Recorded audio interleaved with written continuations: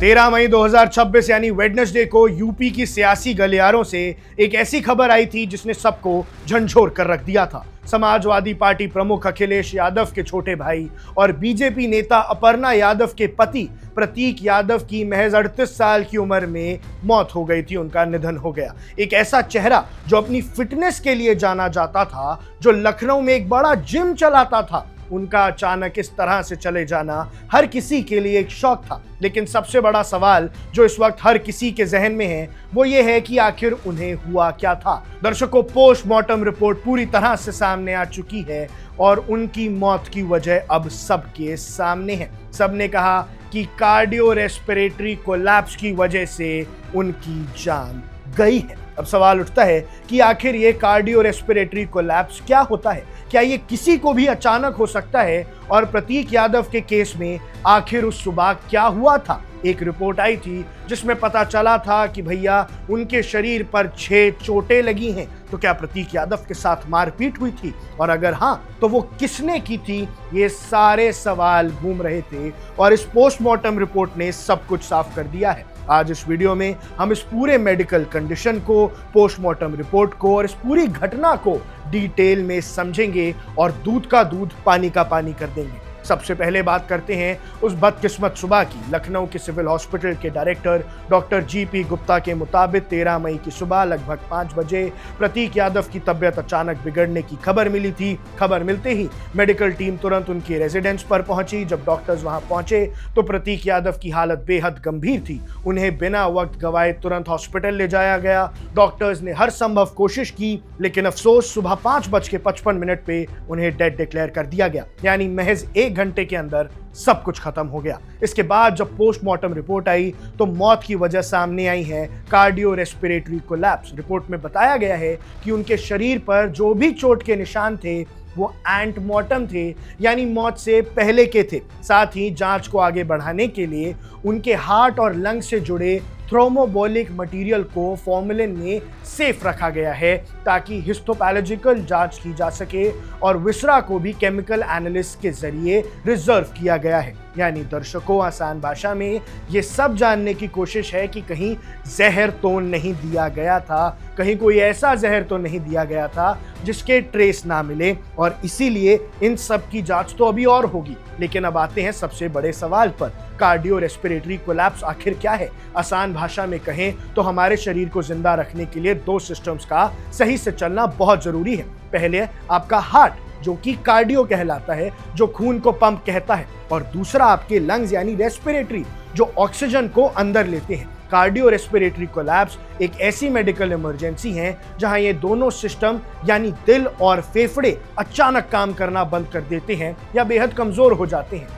जब ऐसा होता है तो शरीर में ऑक्सीजन की सप्लाई पूरी तरह से कट जाती है और ब्लड सर्कुलेशन क्रैश कर जाता है, और ऐसी सिचुएशन में मरीज को चंद मिनट के अंदर सही मेडिकल ट्रीटमेंट ना मिले तो जान बचाना नामुमकिन हो जाता है। लेकिन ये होता क्यों है, और प्रतीक यादव जो इतने फिटनेस फ्रीक थे उन्हें ये कैसे हुआ? इसके पीछे कई सारे रीजंस हो सकते हैं। सबसे बड़ा और आम कारण होता है हार्ट अटैक, यानी जब दिल की नसों में ब्लॉकेज हो जाए। इसके अलावा सेवियर लंग इन्फेक्शन, अचानक सांस का रुक जाना, शरीर से बहुत ज्यादा ब्लड लॉस होना, या फिर किसी ड्रग्स के जहरीले पदार्थ का रिएक्शन होना भी इसकी वजह हो सकता है। लेकिन प्रतीक यादव के केस में एक मेडिकल टर्म सामने आया है जिसे हम कहते हैं पल्मोनरी एम्बोलिज्म। अब इसका कार्डियो रेस्पिरेटरी कोलैप्स से क्या लेना देना है समझाता हूं, इसे ध्यान से समझिए। पल्मोनरी एम्बोलिज्म तब होता है जब आपके शरीर के किसी हिस्से में, अक्सर पैरों की नसों में, खून का एक थक्का यानी ब्लड क्लॉट बन जाए। ये क्लॉट वहां से बहकर आपके फेफड़ों के धमनियों में जाकर फंस जाता है। और अब आप खुद सोचिए,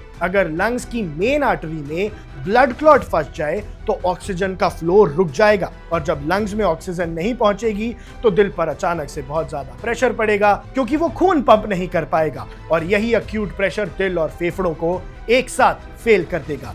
जिसे हम कार्डियोरेस्पिरेटरी कोलैप्स कहते हैं। अब दर्शकों, इसकी सिम्टम्स और अवेयरनेस भी आपको बता देता हूं, क्योंकि प्रतीक यादव की मौत के बारे में जानने से पहले आपको यह भी पता होना चाहिए कि इस बीमारी के सिम्टम क्या हैं, क्योंकि ये सिचुएशन इतनी तेजी से बिगड़ती है, इसलिए इसके लक्षणों को पहचानना बहुत जरूरी है। अगर किसी को ये दिक्कत हो रही है तो कैसे साइंस दिखते हैं? देखो, अचानक सांस लेने में बहुत तकलीफ होने लगती है, सीने में तेज दर्द या भारीपन महसूस होता है और अचानक चक्कर आना या बेहोशी जैसी सिम्टम्स दिखते हैं। शरीर का रंग नीला पड़ने लगता है क्योंकि ऑक्सीजन कम हो जाती है और हार्ट बीट अचानक से बहुत ज्यादा तेज या बहुत ज्यादा इर्रेगुलर हो जाती है। लेकिन अब सवाल है, क्या इसका इलाज मुमकिन है? जी हाँ, इसका इलाज मुमकिन है, लेकिन सिर्फ तब जब मरीज को सही वक्त पर इमरजेंसी मेडिकल केयर मिल जाए। हॉस्पिटल में doctors oxygen support, blood thinners, ventilation और इमरजेंसी कार्डियक ट्रीटमेंट्स के जरिए क्लॉट को तोड़ने या ऑपरेशन करने की कोशिश करते हैं। पर जैसा कि प्रतीक यादव के मामले में हुआ, कई बार ये कंडीशन इतनी फास्ट आगे बढ़ती है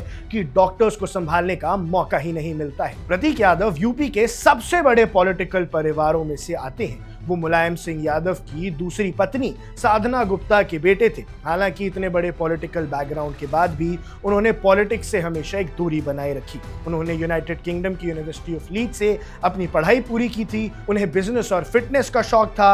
लखनऊ में उनका आयरन कोर फिट नाम से एक बहुत ही पॉपुलर जिम था, जहां वो खुद घंटों पसीना बहाते थे और फिटनेस लवर्स के बीच एक्टिव रहते थे। इसके अलावा उनका एक नाम दिल पहलू भी था। वो जीव आश्रय नाम की एक संस्था से जुड़े थे जो सड़क पर रहने वाले बेअसरा कुत्तों और जानवरों की देखभाल भी करता था और उनके ट्रीटमेंट के लिए भी काम करती थी। 38 साल की उम्र में एक फिट बिजनेसमैन और सोशल वर्कर का इस तरह चले जाना उनके परिवार के साथ साथ उनके चाहने वालों के लिए भी एक बड़ा सदमा है। लेकिन दर्शकों, कुछ लोगों के मन में सवाल था कि उन 6 चोटों का क्या? दर्शकों, आपको समझना होगा, वो 6 चोटें शायद इसलिए थी क्योंकि प्रतीक यादव ब्लड थिनर्स पर थे।